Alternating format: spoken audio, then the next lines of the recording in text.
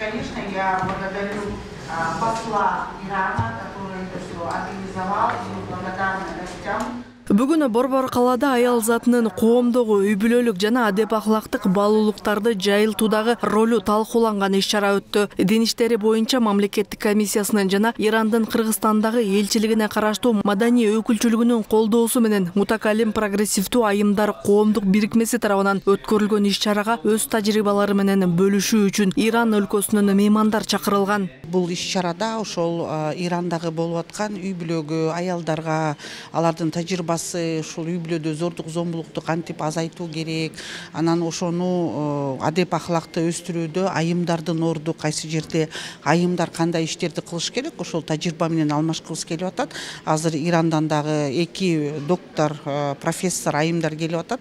Алар да өздөрүнүн тажрыйбасы менен бөлүшкөнгө, анткени ошол Кыргызстанда дагы ошол башка элдин дагы кылып аткан иш-чарасы, тажрыйбасы айымдар арасында өтө маанилүү, анткени азыркы учурда ошо үй-бүлөдө зордук зомбулуктар аябай күчөп атканы, ошонун ичинде дагы аялдардын биз ойлойбуз ролу өтө бийик, чоң. Биз ошол тажрыйба менен алмашып, анан булардын да жакшы тажрыйбалары болсо, аны мүмкүн Кыргызстанга дагы мындай бир кандайдыр бир багыттарын киргизүүгө, булардын тажрыйбасы менен алмашууга бир жакшы мүмкүнчүлүк болот го дейм бул тегерек столдо.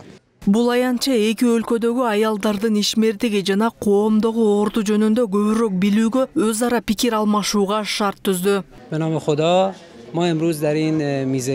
Бүгүн аял жана үй-бүлө темасына арналган тегерек столго Ирандан атайы меймандар чакырылды. Иш-чаранын окагында аял затынын цивилизацияга кошкон салымы, жеке тажрыйбалардын негизинде талкууланмакчы. Бүгүн Иран айымдарынын ишмердиги, коомдогу ролу, ар кыл тармактары менен тааныша аласыздар.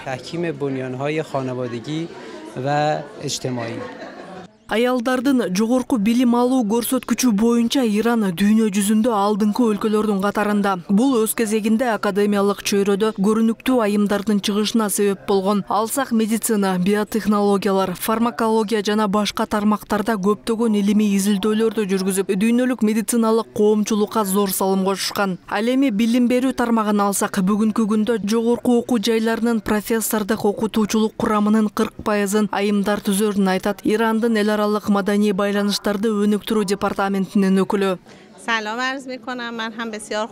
Бүгүн Иран өлкөсүндө аялдар коомдук иштерде активдүү иш алып барып келишет. Айтсак, билим берүү тармагында профессордук окутуучулук курамдын 40% айымдар түзөт. Ирандын саясий экономикалык илим тармагында коомдук жашоо турмушта аялдардын ролу абдан чоң. Баса белгилей кетүүчү нерсе саясат, экономика, медицина тармагындагы жетишкендиктеринен тышкары үй-бүлөдөгү ролу менен сыймыктанам. Мен илимдин доктору, жогорку окуу жайынын профессору, көп жылдар бою уюштуруу, башкаруу тармагындагы жогорку кызматтарды аркалап келдим. Ошол эле учурда мыкты жубай, бактылуу айым, 2 баланын татыктуу энеси катары үй-бүлөмө, балдарымдын тарбиясына тыкыр көңүл бөлүп келем.